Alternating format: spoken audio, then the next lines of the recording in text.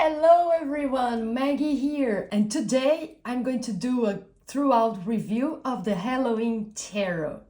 The time has come where we're approaching Halloween and it's my favorite time of the year. This Halloween Tarot here, the version I have, it comes in a tin. So the size it's smaller, it's like a pocket deck size. And you open the tin and you get like a very small little book. It's your usual little white book, which has some information, and the meaning of the cards are very small with a few keywords, but you can work with it, I believe. And the deck itself, it's played in the Halloween night. So you can see like all the cards are basically during the night of Halloween. And the colors are also very Halloweeny. It's a very comic book-like deck, which is really fun. And what I'm gonna do here is that I'm gonna make a deep dive into the major arcana, and later on we are going to check the minor arcana. So let's start. Here we have the Fool, and the Fool in this deck is represented as a clown, which is a Halloween clown, so it's already like a very spooky, dark clown, as you can see. But in the cards, we have all the references where we can find in the traditional high Rider-Waite Smith.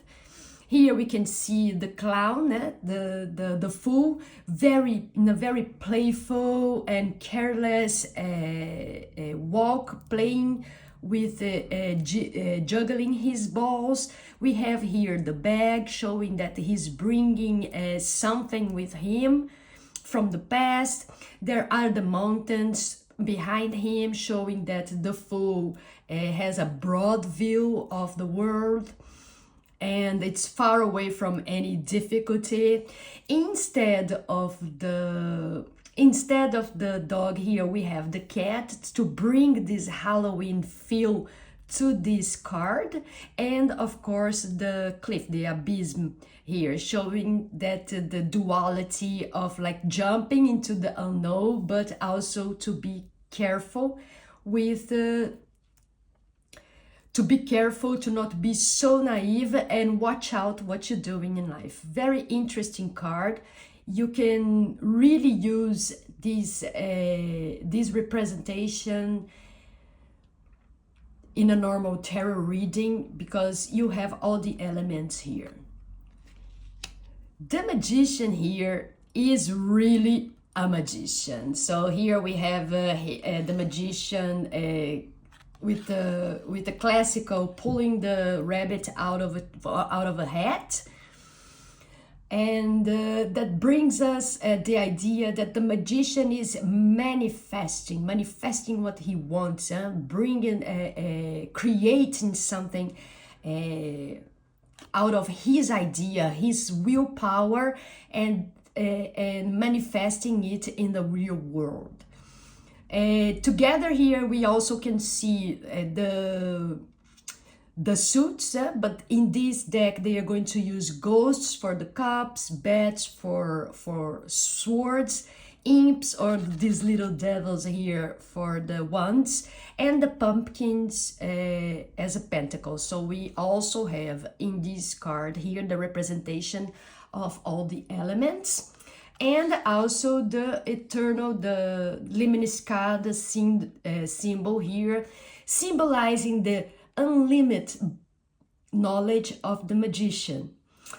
It's interesting also to check the dark meaning of this card, of the cards in the Halloween Tarot, which is like supposed to be a dark time of the year, spooky. So like in this card here, we are going to see like some dark side, and the dark side of the magician as the illusionist is the trickster, right? So be careful also if you are not being manipulated or manipulative yourself the trickster, some lies, some makeup, with all this knowledge and actions of the trickster or the magician or the illusionist. Very nice take on the magician card as well.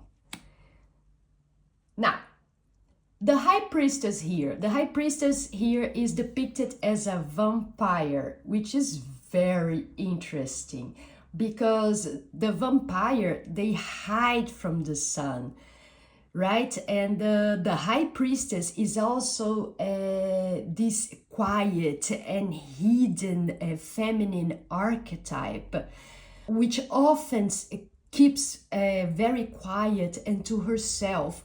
The moon here represents the bridge between the subconscious or the unconscious to the conscious, to the light. You see dark and light. So you have the two pillars here, and the half moon here represents the bridge, because the High Priestess, she is going to be the bridge between the subconscious and the consciousness. This card representing the mystery and the knowledge of the High Priestess, and as a vampire, the way that she is keeping things hidden into the darkness. The Empress, it's a beautiful Empress card.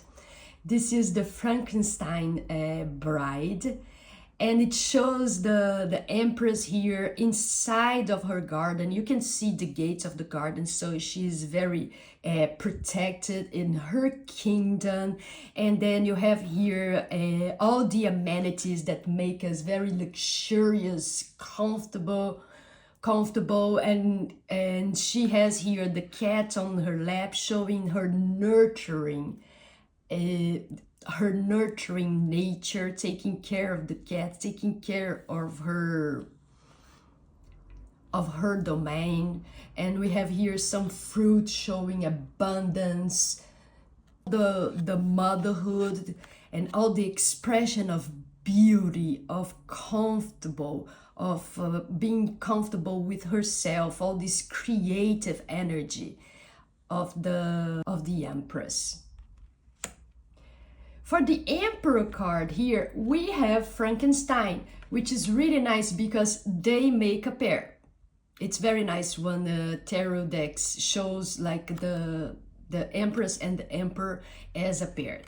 So we have Frankenstein here, and the Frankenstein is really nice because sometimes they call him a heartless monster. Okay, and then it reminisces the Emperor in this way, that the Emperor is going to be a very rational, tough father figure that represents organization, organized responsibility, a very masculine, powerful archetype. It's very hard. And then you can see that he's sitting here, you know, like at the gate outside of the castle, in this concrete stone walls and concrete seat, in a way like I'm protecting my kingdom, I'm creating the boundaries, and I'm protecting my castle. It's really nice representation. And the little cat is following all the figures here in the major arcana. Now, the Hierophant, guys. The Hierophant is fantastic. Is this mummy here? The mummy represents this old, ancient knowledge that is preserved throughout time and is passed through generation and generation.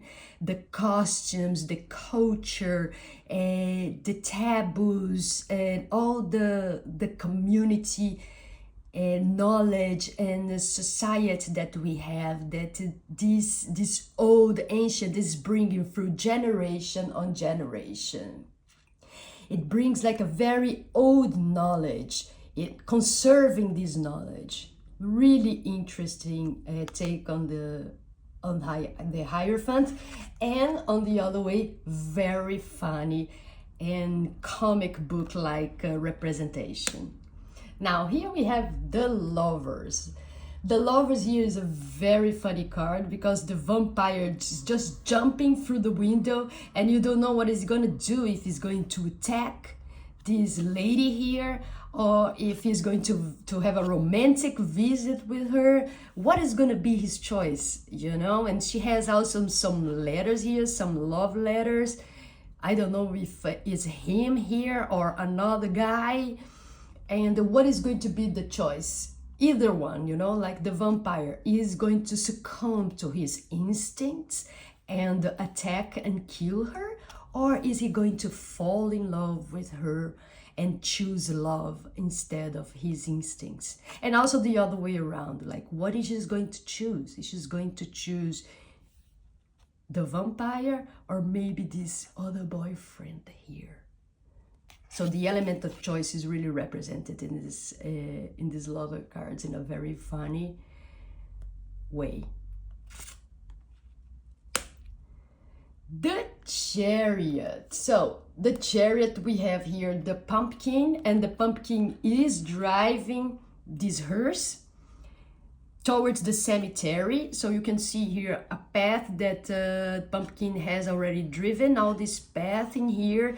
And then the funny thing here is that this guy knows where he's going. He has control over the car and control over his destination. And then we have the symbolism here, is very nice. You can see here the Sphinx that we have in the Chariot, wheels, the card, the charioteer has control on the wheel. He's having fun, which means like he has no fear. He's going for it. He's like going to reach his goal and his destination. And the movement of being on the road, driving the car toward the cemetery, which is typical. The hearse is going to the cemetery, which is his final destination and goal. The strength here, we have here this lady that is like her job is to tame the lion. This is a circus depiction environment, and she's checking if the lion is sick. What is making the lion sick? The lion looks really sick here. The lion represents our inside lions. What is making our instincts sick? How can I tame my emotions? The Lemniscata here, which shows that like it's an infinite job to take care of our instincts, to control our instincts, to tame the lion inside, to have compassion. It's always an everyday work. Now, the hermit here represented by the mad scientist archetype. So normally, the mad scientist is an eccentric guy working by himself, most of the times isolated from other people, from society, not really respecting moral or ethical codes, but doing like what he believes. And so in that sense, he's going to be a very unorthodox. He is isolated and reclusive. And the mad scientist is searching through his experiments in order to find new solutions and answers for his most deep and meaningful questions. Very interesting. And then we have here the cat. And we have here all his accessories, his plans, the night outside, the cold mountain, which is symbols that we also see in the Hermit card, symbolizing obstacles, loneliness.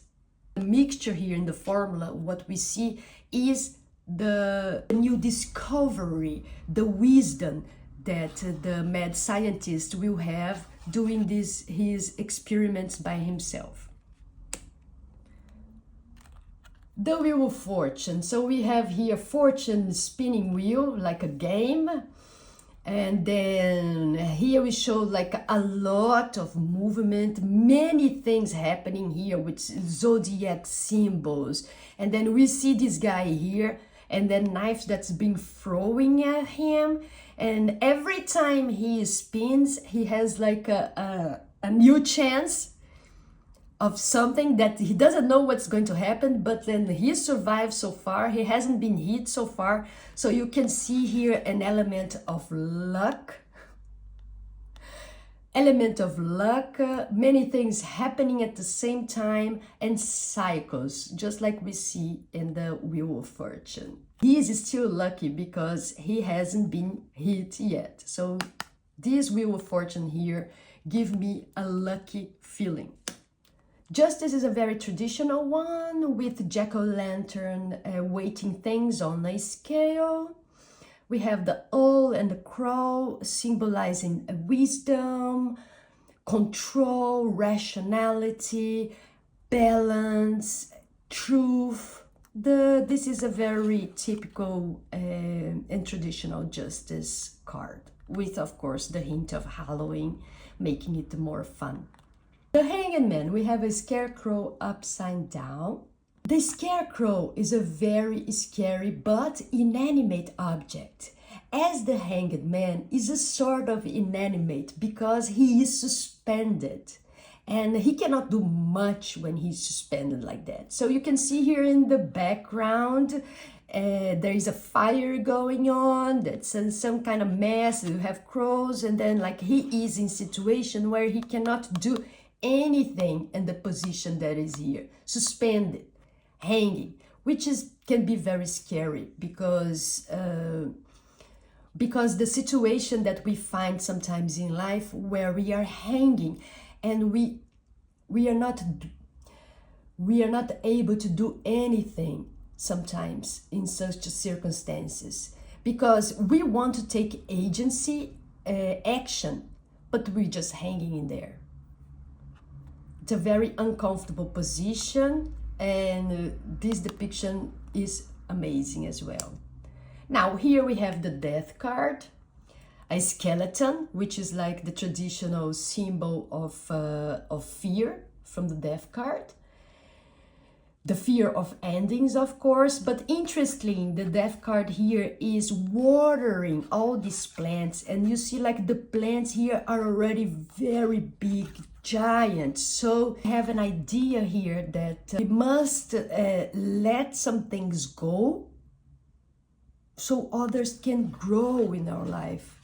It's a very good idea here of let things die so other things can grow. Temperance, we have a witch here preparing potions, and interestingly, she's here balancing her own knowledge of her experience of doing potions, but we have here an open book accessing knowledge from other people to use in her work. So it's very good. Like, so she's tampering both her own knowledge, her own experience, her own intuition with other people's knowledge, so she can get what she needs for herself in that moment, right? And that's a very good idea for the Temperance card, because many times we see advice from other people, how other people did this or that, but once we bring to our life, we have to access our internal wisdom and own necessities and adapt and make that the mixture, so we can tailor make the information in order to successfully use into our own lives. The Devil here, we have a devil girl here, and she's holding 3 babies here on the leash. So we have, like, in one hand, we have here the babies as her slaves. The ambiguity here is like, the devil will talk about our inability to control our impulses and desires. And that's very childish, because who doesn't know how to control impulses, desires, anger, vices, and everything like that? Children, they haven't learned yet because they haven't got yet emotional intelligence. They throw tantrums, they are immature.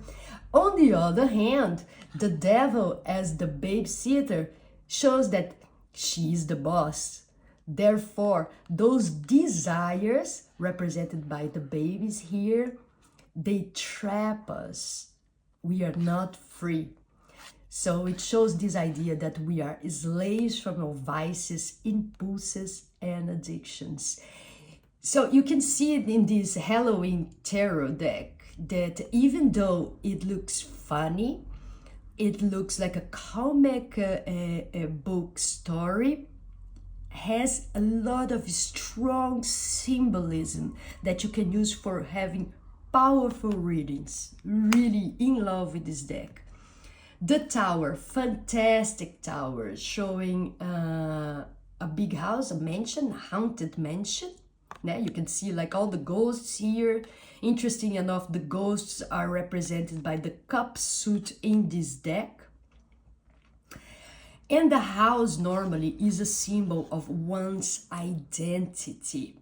Yeah, it's also a place for protection, for rest, for everything, but normally also represents strongly in psychology our own identity. Then we have here the typical lightning hitting the house, experience a fall out of the blue. All of our beliefs and identity is questioned in that moment. This is really the haunted house. So Halloween, this card, so Halloween.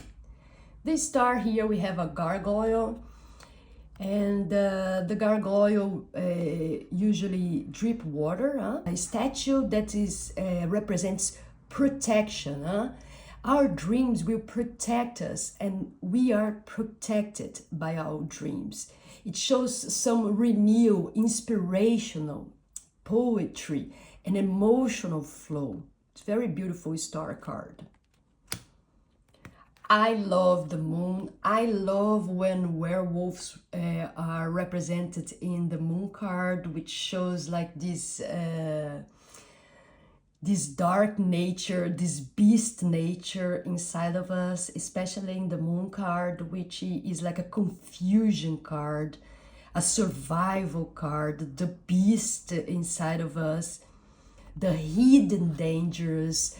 Like we have like a werewolf. During the day he is a normal guy, but in the night he becomes like this beast that is going to probably hurt you and harm you, and really shows a very hostile environment, situation. Be really careful who you trust, the confusion and the duality and the elements. Really funny, this card. And then we also have here the lobster and the dog. So all the elements that you usually find in the moon card.